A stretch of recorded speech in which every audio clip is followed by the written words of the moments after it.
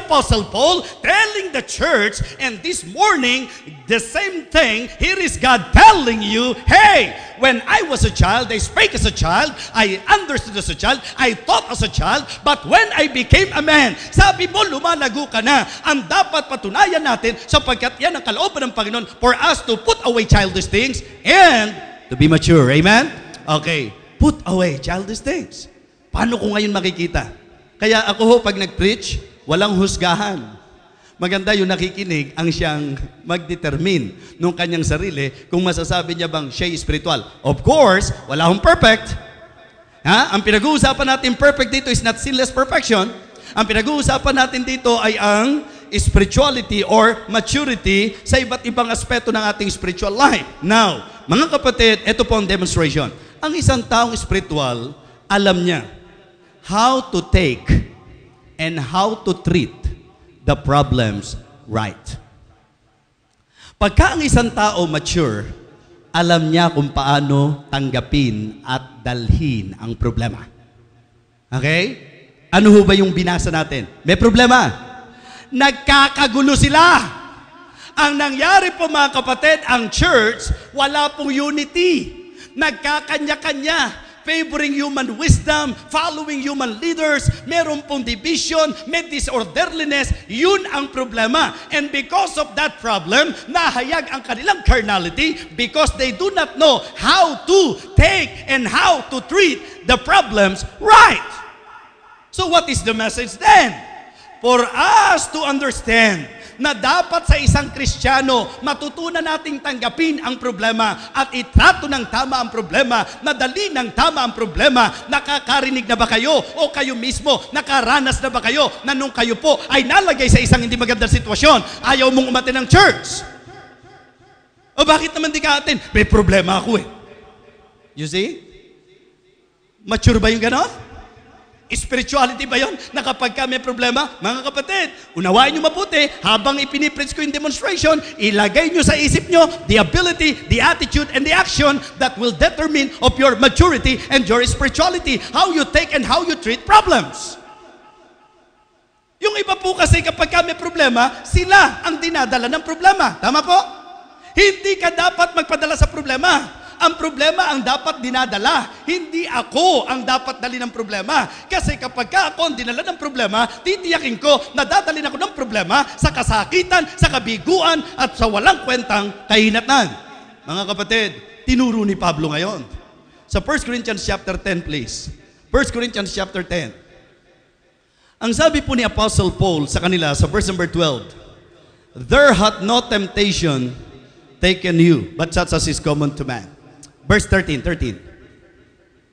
There hath no temptation taken you, but such as is common to man. Diba? But God is faithful, who will not suffer you to be tempted above that ye are able. Listen to this.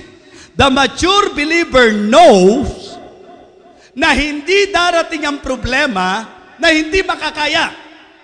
Sa sarili natin, hindi natin kaya. But God is faithful. Amen?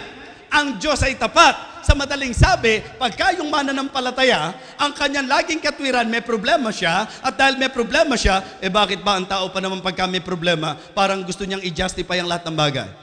Pati yung walang kamalay-malay, dinadama, oy, tabi mo yung mukha mo, ha? May problema ako, ha? Huwag mong iharang yung mukha mo sa... Para pang lisensyado na siyang magalit?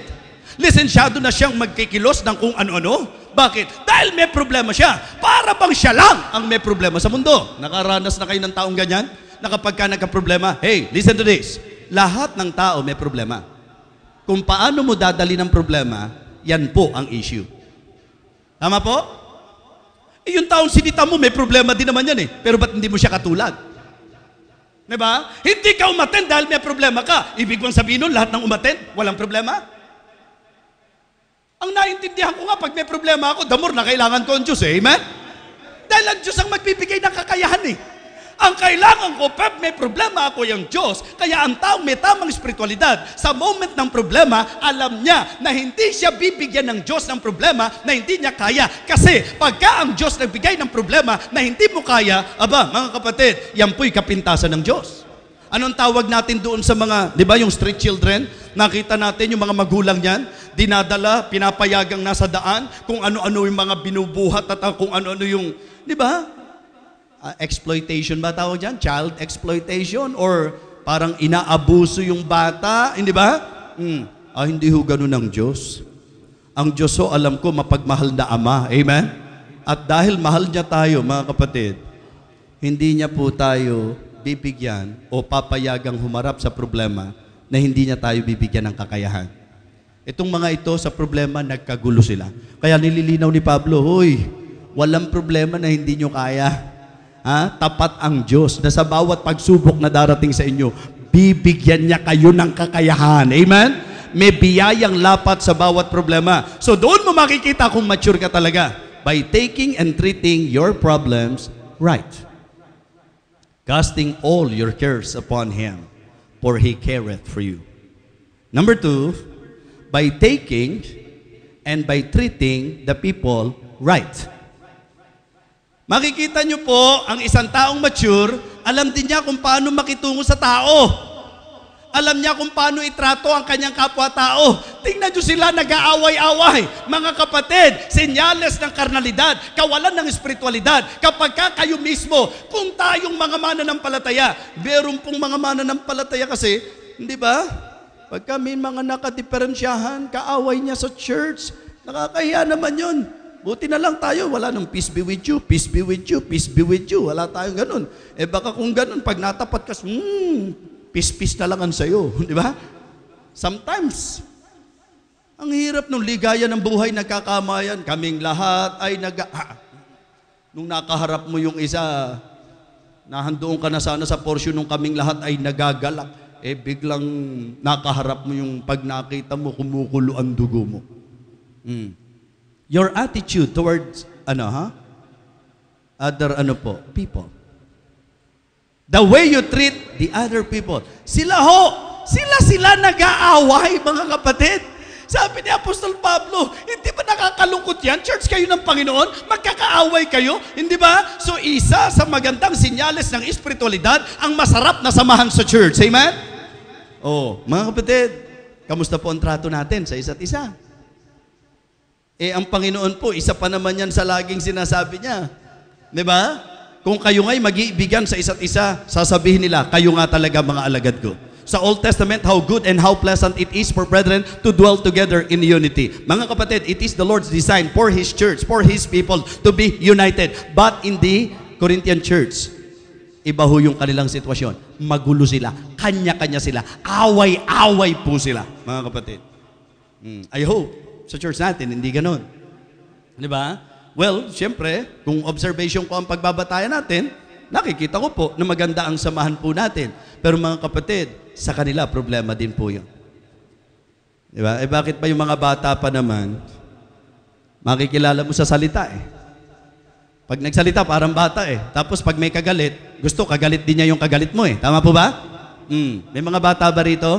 Hindi ba yung mga bata, yung kasama natin, may kanya-kanyang yan. Ito friend ko, itong groupings yan Okay? Tapos, kahit na magkakasama yan, pag nakaaway niya yung isa, yung iniisip niyang ka-close niya, hoy, wag mong, hindi ba nangyayari sa church yan? Hindi ba yun ang nakakalungkot na katotohanan na sa church? Kasi ang dapat naiintindihan natin, na yung kapwa natin, sa Bible, dililiwanag. We need to love one another.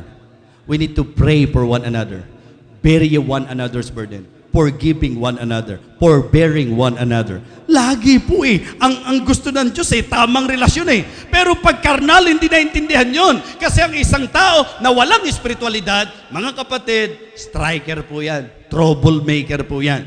And that is the church of Corinth. Okay? By taking and treating the people right.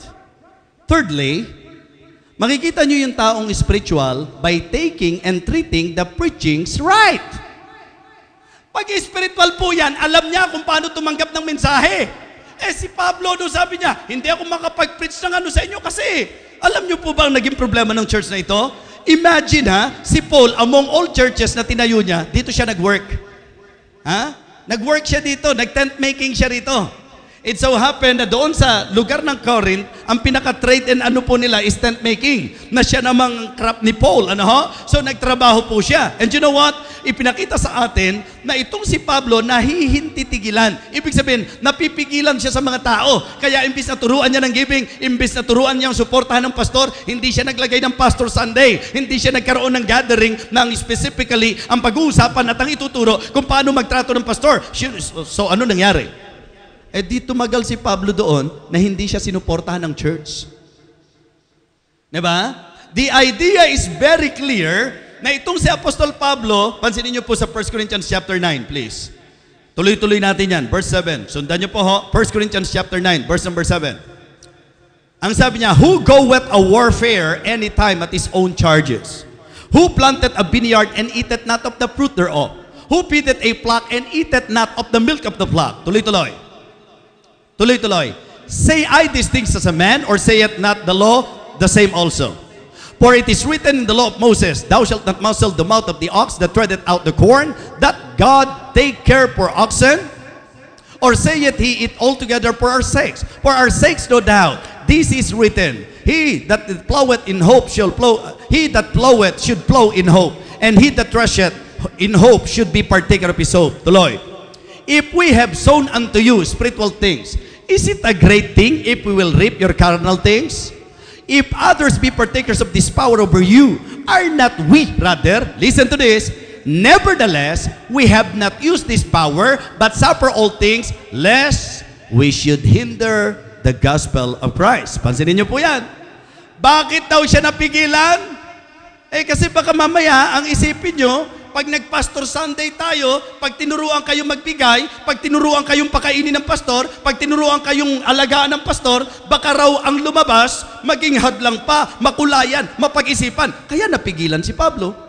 Kaya si Pablo magaling pero umamin siya na meron siyang naging error talaga.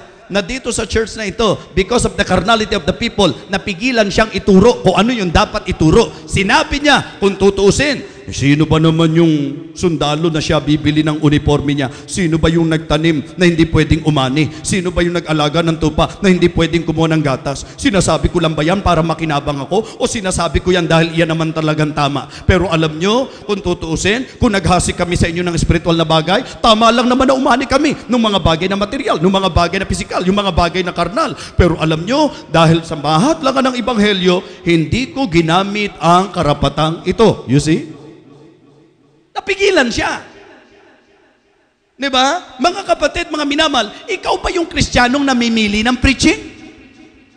Ikaw ba yung Kristyano na ang gusto mo laging maririnig, yung kikiliti ng tenga mo? Magdedetermine yan ng spiritualidad. Kapag ka ang tao spiritual, kahit sino ang tumayo, mga kapatid, he can take and he can treat the preachings right. Amen? Ibig sabihin po, as long na ito'y Word of God, amen lang po yan. In fact, mga kapatid, sabi ko nga, pagka ang churches na pinupuntahan ko po, iniimbitahan ako uli at sinasabi ng pastor na gusto ng mga miyembro, nagkakaroon ako ng magandang impresyon sa mga miyembro na yon. Why? Kasi hindi po ako yung klase ng pastor na nangingiliti ng tenga ng makikinig. Ibig sabihin, take it or leave it. Ipipreach ko po kasi ang principle namin, preaching nothing but the Word and pleasing no one but the Lord. Preaching the Word of God as it is. Amen? Not as pleasing men, but as pleasing God. Nakakatuwa lang po kasi, yun nga lang, pagka ang mga tao hindi nag-amen, hindi mo alam kung tinatanggap ba o hindi. Pero the application, yun po yung magde-determine. Di po ba? Kasi sinasabi ko nga, kailangan ba talagang yung tao? Kasi yung iba, kaya lang naman na amen, tinanong mo, amen? Amen! Di ba? Ganun lang naman yan eh. Para pang disusi, na pag hindi mo pinindot, hindi gagana. Kaya lang, hindi naman lahat ng hindi umi-amen, ibig sabihin, hindi talaga agree. Yung iba talagang tutok lang talagang masyado. Di po ba? Kaya lang, yung tapos na, nakatutok ka pang ganyan, palagay ko, hindi na attentive yan, baka tulog ka na niya. Baka kailangan mo na talaga, pampagising. Ano ho? So mga kapatid, kamusta po ang attitude natin? Able ba tayo na matake natin yung preaching? How is our attitude towards preaching? Kapag ka nakikinig tayo ng mensahe, kamusta ang kilos natin? Mga kapatid, importante po yan. By taking and treating the preachings right. Kasi ang alam ko po, ang isang taong spiritual, laging uhaw yan sa salita ng Diyos. Laging gutom yan. In fact, ang kasabikan natin sa church ay yung pong pangangaral ng salita ng Panginoon. Katulad po nito, hindi ba dapat maging basis natin? Bakit may Pastor Sunday? Meron bang salita ng Diyos? Meron ba sa salita ng Diyos na patungkol sa bagay na yan? Mga kapatid, si Pablo, balikan natin, ang galing-galing na tao, pero inamin po niya na sa buhay niya, nagkamali siya na ang church na ito, hindi niya naturuan kung ano ang dapat gawin or itinuro niya, pero hindi niya hinayaan na ang mga tao i-apply. Siya yung tipo ng pastor na baka mapag-isipan ako, ayoko, hindi ko kahit dapat inaalala nila yung, di ba? Kahit sinabi ng Bible yung obey them that have the rule over you, hindi ko sasabihin sa kanila. Kasi baka isipin nila, dahil ako pastor, kaya ako lang sinasabi yun. Pag spiritual yan, kahit na ano yan, basta salita ng Diyos yan, ite-take niya yan, iti-treat niya ng tama yan. Amen? He will take and treat the preachings right. Let the elders that rule well be counted worthy of double honor. Alam ng mga espiritual ang aral ng salita ng Diyos na kung ikaw ay espiritual na Kristiyano, alam mo kung ano ang tamang trato sa lingkod ng Panginoon. Amen? Oh, yun ho ang ating bottom line. By taking and treating the pastor's right. Not just his preaching, but the pastor himself. Ano ang problema nila? Sabi ng mga mananampalataya sa Corinth, kay Pablo kami, kay Apollos kami, kay Cephas kami. Nakita niyo po? Anong sabi ni Pablo? Who then is Paul? Who is Apollos? But ministers. Diba? Sino si Pablo? Sino pa si Pedro? Sino pa si Apollos? Hindi ba mga ministro ng Panginoon yan? Paul is simply telling them, teka. Hindi nyo naman kailangan mag-away-away eh. Hindi nyo naman sila pastor sa isang pagkakataon eh. Ang punto ni Pablo, sino pastor nyo? Ang pangit naman na si Apollos ang nasa kanila, ibang pastor ang gusto nila. Lumalabag po yan sa turo ng Bible. Kasi sa Bible po, may turo about loyalty. Ang idea po ng loyalty, kung sino ang pastor mo, yun ang dapat sinusunod mo. Yun dapat pinakikinggan mo. Kasi let all things be done decently and in order. And that is the reason why I am very cautious. Walang problemang ma-bless kayo sa mga speakers ninyo. Pero maling-mali na kapag kami speaker kayo, magkakaroon kayo ng damdamin na sasabihin nyo, dapat ganun yung pastor. Mali. Ang Diyos hindi nagkakamali. Amen? Kung sino yung inilagay na pastor sa inyo, yun po ang nais ng Panginoon para sa inyo. Ang magdedetermine lang ng saya ng buhay mo kung matututo kang tanggapin at itrato ng tama yung pastor na ilalagay sa iyo. Amen? So, yun po yun eh. Namatay na po si Bishop Urara. Eh di may papalit na pastor doon, tama? O ngayon po, kung may pastor na doon, ang hahanapin pa rin nila si Bishop Urara, ano lang sa dalawang dapat mangyari? Either bumangon si Bishop Urara o sumama na siya. Patay na eh. Wala na. Kung sino yung pastor mo, kung sino yung nagpapagal sa'yo, kung sino yung nagle-labor sa'yo, kung sino yung nagtuturo sa'yo, kung sino yung nagpapakain sa'yo, yun ang dapat kinikilala mo. Amen? That's Bible. Kaya nga mga kapatid, isa sa nakaka-impress na practice ng church na ito, and I would like you to know this, that sometimes, or many times, I am using your church as an example to the other churches. Why? Because you are practicing the right thing. And what is that right thing? To know how to take and how to treat the man of God right. Amen? Huwag mong palabasing spiritual ka kung hindi ka marunong gumalang sa pastor. Huwag mong palabasing spiritual ka na ikaw ay hindi maayos ang puso sa lingkod ng Panginoon. It is very clear, it is very definite. God is very definite in this teaching that the believers should know how to treat the man of God right. And ang patunay po niyan, yung pagdidiin niya sa napakaraming bagay. Eh paano ko ba siya itete? Una, dapat mong malaman na ang pastor bigay ng Diyos. And I will give you pastors according to my heart. So, sino ang nagbibigay ng pastor? Ang Diyos. Kaya hindi ang church ang may kapangyarihan para magsabi na siya gusto kong pastor. No! Ang naglalagay ng pastor, ang Diyos. Ang tumatawag sa pastor, ang Diyos. Kaya ikaw, kung pinalalabas mo na mas marunong ka, mas alam mo, kasi si pastor, meron siyang mga pinagagawa, meron siyang ganito. Mga kapatid, mga minamahal, paano mo masasabi ang dapat na gagawin ng isang pastor kung wala ka namang tawag at wala ka sa kalagayan ng isang pastor? who can understand the work of a soldier? Di yung, natawa ko di may dinidil akong may dinidil akong situation, kailangan na magpapastor. Alam nyo minsan, may mga miyembrong ang bilis sumakbang. Nag-uusap kung paano maglalagay ng pastor, tapos itong mga keymen naman sila, keymen. Banat, kanya-kanyang, dapat kasi pastor, ganito po yung, okay, tahimik lang ako.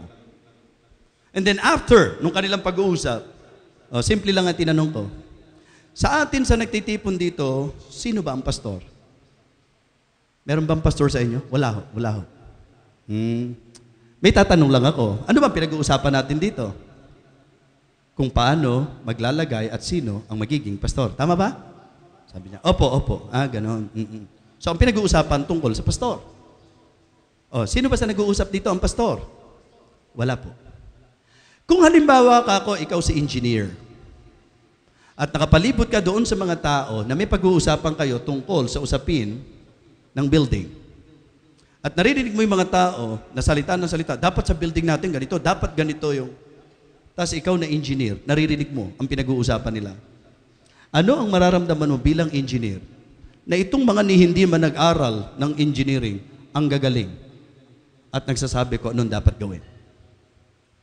Ikaw na engineer, mararamdaman mo na anong klase itong mga ito. Ako pinag-aralan ko ito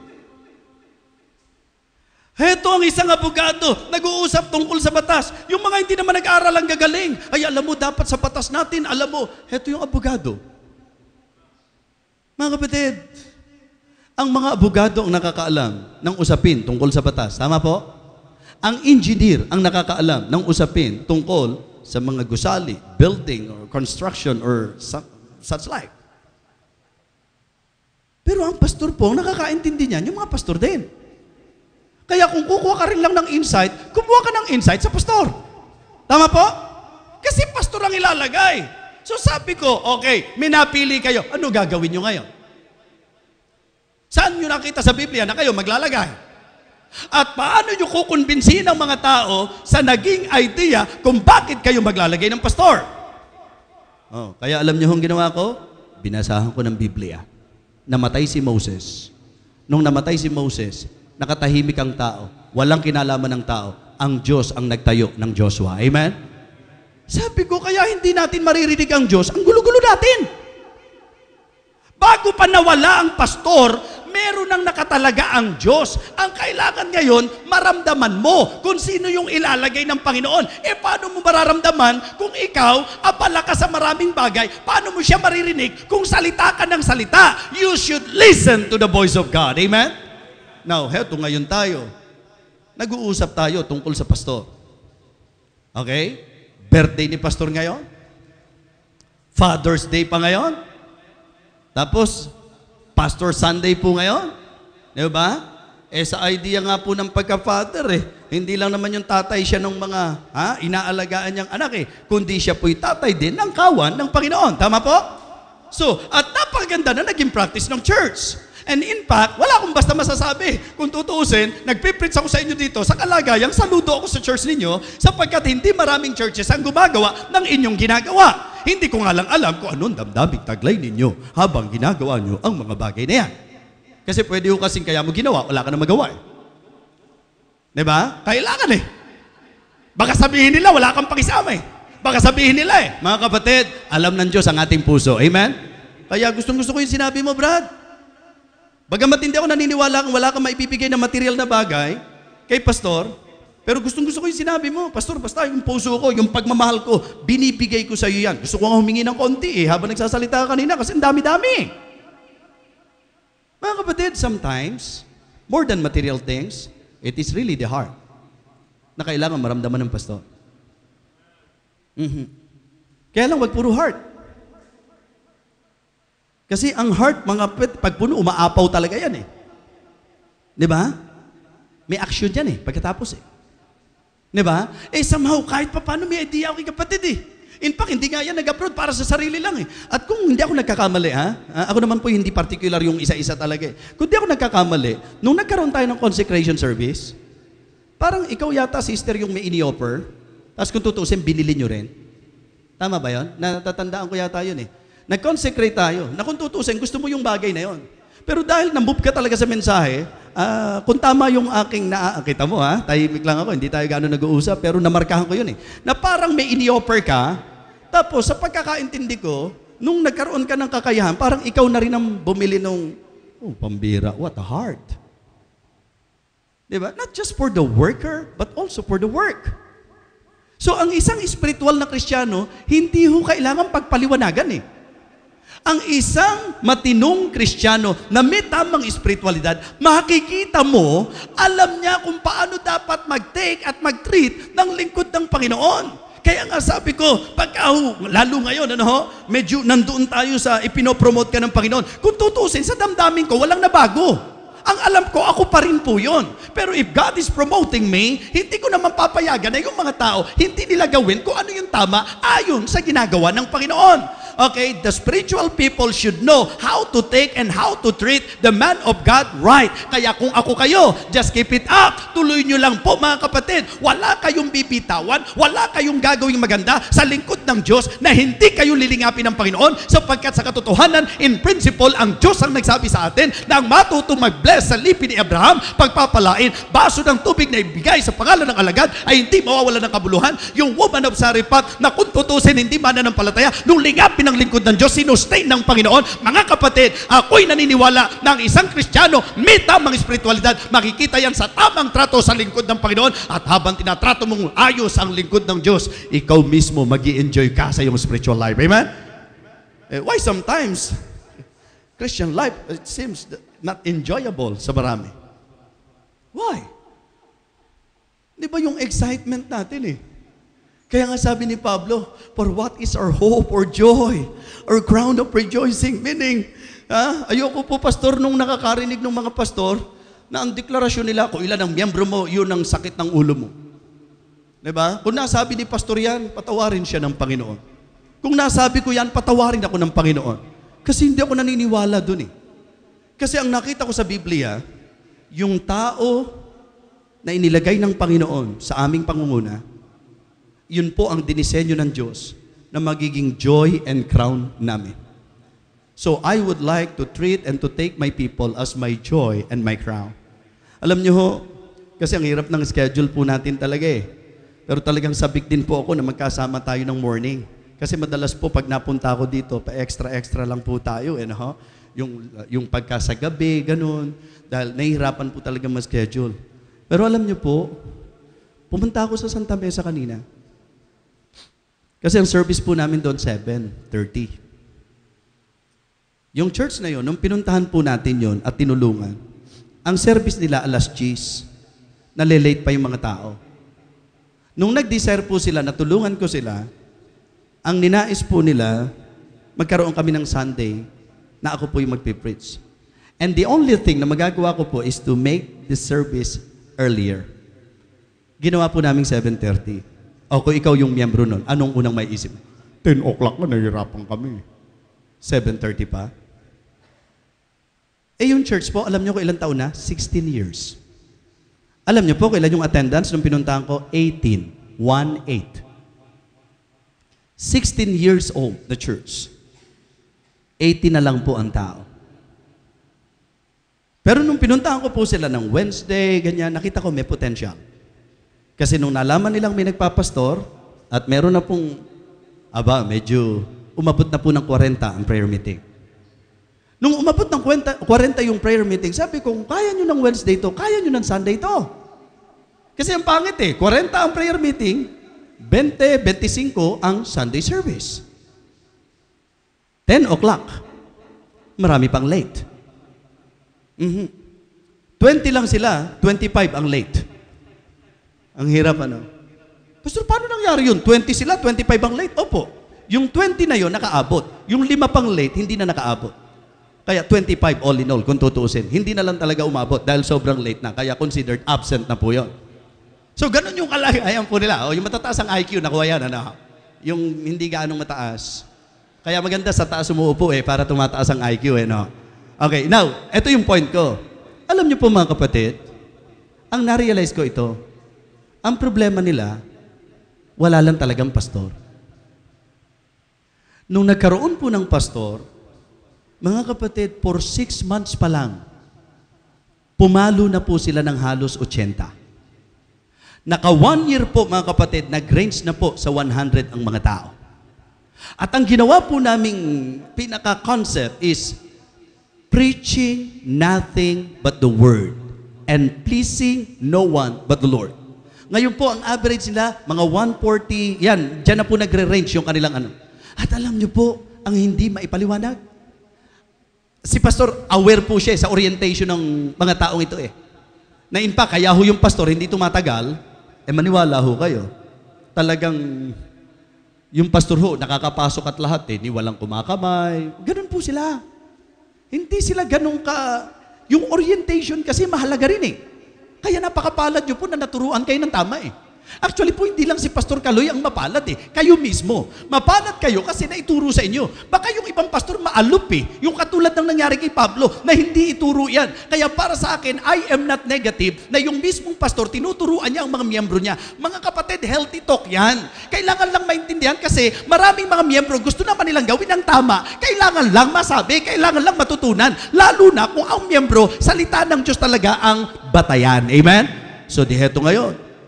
Alam niyo po ba na yung church na ito, halos lahat ng barong na isinusuot ko, sa kanila nang gagaling. Tapos, magugulat ka na pag pumasok ka sa office, yung pong table doon, yung natural na bumalong sa puso nila. Walang okasyon. Basta may bit-bit po yan, kapag linggo. Ngayon, naka-record to eh. Kaya naman, baka kumalat to, pastor eh. Baka malaman nila, pinagmamalaki ko sila eh. Alam niyo po mga kapatid, nagbi-building kami dyan sa Quezon City. Ang naging decision po naming mag-asawa, actually ako lang muna eh, nakasuporta lang naman lagi yung wife ko eh. Sabi ko sa kanya, hindi ko tatanggapin ang support. Since nung nag-avail kami ng property, for almost 2 years now, until now hindi po ako tumatanggap ng support sa Quezon City. Sa kabila naman po, sasakyan. Na yung sasakyan ko po, para po meron silang part, pumayag po akong suportahan nila ako na inalat ko po for my car. So meaning, 0. Kung ang pag-uusapan, regular basis ng pagtanggap ng support. Pero alam niyo po mga kapatid, hindi ko naramdaman yung 0. At ang sabi ko po, every time na umaalis ako sa church, pagka aalis po ako, may engagement po ako, kung ang after ko po, kung ano yung nare-receive ko from the people, yung individual, alam niyo po ba na every Sunday, sa mga miyembro pong nasanay na kapag ka nandoon ka, kakamayan ka, mga kapatid, 6,000 to 8,000, meron po ako pag Sunday. Tapos may mag-iimbita sa iyong church, bibigyan ka ng 2,000, 2,500, diba? Tapos iisipin ng iba, kaya ka nagpe-preach para doon sa... hindi po ako after doon eh. Ang point ko lang po ito, kung yun lang ang gusto ko, hindi na ako alis. Kasi sigurado ko yung mga miyembro eh, na hindi ka lang may pera tuwing linggo, kundi pakakainin ka pa doon sa kung saang kainan. Mga kapatid, ang point ko po, kahit gaano magsakripisyo ang pastor sa mga miyembrong alam kung paano magtrato at kumilala ng pastor, ang pastor ay hindi po magugutom at maghihirap. Alam niyo, isa sa ginagalang sa church niyo, kung anong representasyon meron kayo sa klase ng pastor ninyo at maging sa pamilya ng pastor. Kasi natutunan ng church na ito kung paano itrato ang lingkod ng Diyos. Mga kapatid, kahihiyan din po natin kung ang isang pastor, kaya nga ako po, bumabawi na lang ako kahit paano sa suot, kasi ganito na itsura mo, hindi ka pa magbibis ng maayos, kawawa naman yung mga miyembro ko. Baka sabihin nila, kawawa naman yung pinagpapastoran niya, tinan mo itsura ng pastor na yan. At least kahit pa paano, nakakahusi ako, amen? Husi yan. Pero kung huhusi sa inyo, kung saan galing yan, katas ng miyembro. Yan ho ang ipinagministeryo ko sa maraming churches. Hindi ako nahihiya na sabihin sa kanila na kami kumakain dahil sa mga miyembro na natutong mag-alaga sa lingkod ng Diyos. Na ako'y nagdadamit galing sa mga miyembro na natutong kumilala at magtrato ng tama. Yun ang mga espiritual. Hindi po yung hindi na nga nagbigay. Mapag-isip pa, saan kaya galing yung pinambili ng sapatos? Bakit kaya ang ganda ng barong ni pastor? bakit kaya, di ba, puro na lang bago suot niyan? Kaya ka tanong ng tanong kasi hindi mo talaga alam kasi wala kang kinalaman. Para hindi ka na magtatanong, sumama ka na. Amen? Bihisan mo ang lingkod ng Panginoon. Pag nakita mo, hindi ka na magtatanong, oy, sa akin galing yan eh. Tatanong mo pa ba? Alam mo nang sa'yo galing. Kaya ka tanong ng tanong. Sa dami kasi ng sinusuot ni pastor, ni isa doon, wala ka. Huwag kayo magagalit sa akin. Pag-isipan nyo mabuti. Bagay, kahit naman sabihin kong huwag kayong magalit, kung hindi kayo spiritual, magagalit talaga kayo. Oh. Yung mga spiritual naman, tuwan-tuwa pa. Amen? Ganun po yun eh. Kaya nga sabi ko po, asset ng church nyo yan. Kaya tingnan nyo naman, saan tayo dinampot ng Diyos? At ano ginawa ng Panginoon sa atin nung natutunan nating itratong tama ang ating pong pastor? Pero may lilinawin lang po ako. Yung preaching ko, hindi po ito pang birthday ng pastor. Yung preaching ko po ay preaching sa lahat ng panahon. Na ang isang spiritual na tao, makikita mo by taking and treating the problems right. By taking and treating the people right. By taking and treating the preachings right. And by taking and treating the pastor right. Amen? Mga kapatid, yun po ang salita ng Diyos. Sabi ni Pablo, Apollo, Cephas, Pablo. Sino ba sila? Di ba mga ministro ng Panginoon? Paul is simply telling them, hindi nyo kailangan magkanya-kanya. Isa lang naman ang nagpapastor sa inyo ngayon eh. Yun ang dapat kilalanin nyo. Yun ang dapat ilagaan nyo. Paano ho? Esteem them very highly in love. Paano po? Give them double honor. Paano po? Remember them. Paano po? Acknowledge them. Recognize them. Paano po? Submit yourself to them. Meron pa bang kulang sa itinuro ng Bible? Ngayon, palalabasin mong spiritual ka, ang lumalabas sa salita mo, puro negatibo sa lingkod ng Panginoon. Palalabasin mong spiritual ka, samantalang hindi kaya ng kalooban mo, na dapat ganun ang ginagawa sa Panginoon. Ang linaw-linaw na sinasabi ng Bible. So, you yourself can determine if you are really mature or not. Kaya, pero ganun pa man, happy birthday po, Pastor. Kasi ang totoo, birthday ni Pastor ngayon eh. Totoo ba yan, yung balitang yan? Birthday ni Pastor? Ang masakit lang ang loob ko, may sorpresa pala kayo ng alas 8, hindi nyo man lang kami na-invite. Kaya ngayon po, gusto kong bumawi, mga kapatid. So, ngayong sandaling ito, just try to consider. Ang spirituality po, hindi inaangkin. Ang spirituality po ay level, spiritual standing na naa-attain. Diba? So, and let us pray to God, Lord, gawin mo kong mature. Put away childish things. Be mature. Sana po, naging malaking aral po sa atin ang mensaheng ito. Amen? That is the will of God for us. When I was a child, I spake as a child, I understood as a child, I thought as a child, but when I became a man, I put away childish things. Sabi ko nga kanina, isipin mo ang gusto ko lang maramdaman ng mga tao sa Santa Mesa, dahil sila po yung maagang service. Sa Quezon City kasi, hindi ko kakayanin eh. Dahil dito nga po tayo. Gusto ko lang maramdaman nila na hanggat kaya ko, pupuntahan ko sila. Pero alam niyo po, pagpunta ko doon, may mga sorpresa pala ang Panginoon. So, dyan niyo po makikita na ang pastor, ibe-bless din ng Panginoon sa mga mananampalataya na may tamang espiritualidad. At alam niyo kung ba't naging spiritual yon? At alam niyo kung ba't tamang umani ang pastor? Bakit nga ba kayo naging spiritual? Pinakain kayo, inalagaan kayo, and it is but right na kayong di ba? For the perfecting of the saints, for the work of the ministry, for the edifying of the body of Christ. Tumayo po tayong lahat. Let us all stand up, please, and let us pray. Amang Diyos na makapangyarihan sa lahat, salamat po sa mayamang salita mo na ngayon po ay ginamit mo sa amin upang kami po ay aralan, Panginoon. Lord, I pray na sa mensaheng ito na aming napag-usapan, medyo na-alarma din po kami. Para po medyo tingnan namin yung aming pong spiritual standing before you. Lord, thank you for the rebuke. Thank you for the reminders. Thank you, Lord, for making us realize kung ano po yung mga bagay na dapat medyo pansinin po namin sa aming spiritual na buhay. Dakilan Diyos, inaasahan ko po na matapos marinig ng iyong mga anak ang iyong salita, magkaroon kami ng tamang tugon. Nakita namin, the ability, the attitude, and the actions will determine of our spiritual standing. At ang demonstration po ay sa pamagitan ng tamang pagdadala ng problema, tamang pagtanggap sa mga tao, pakikitungo sa mga tao, tamang pagtanggap sa mensahe, at tamang pagtrato sa iyong lingkod. Ngayong sandaling ito, Panginoon, gusto po naming iharap ang aming mga sarili sa iyo. Una, para magpasakop sa iyong saway at turo.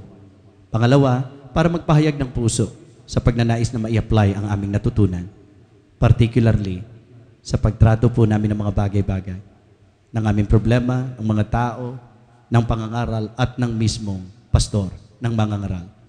Ngayon, sandaling ito, Diyos, nawa dinggin mo ang aming tugon. Sa pangalan ni Jesus, habang nakayuko at nakapikit ang bawat isa, I believe the Word of God, the message of the Lord is very clear to you.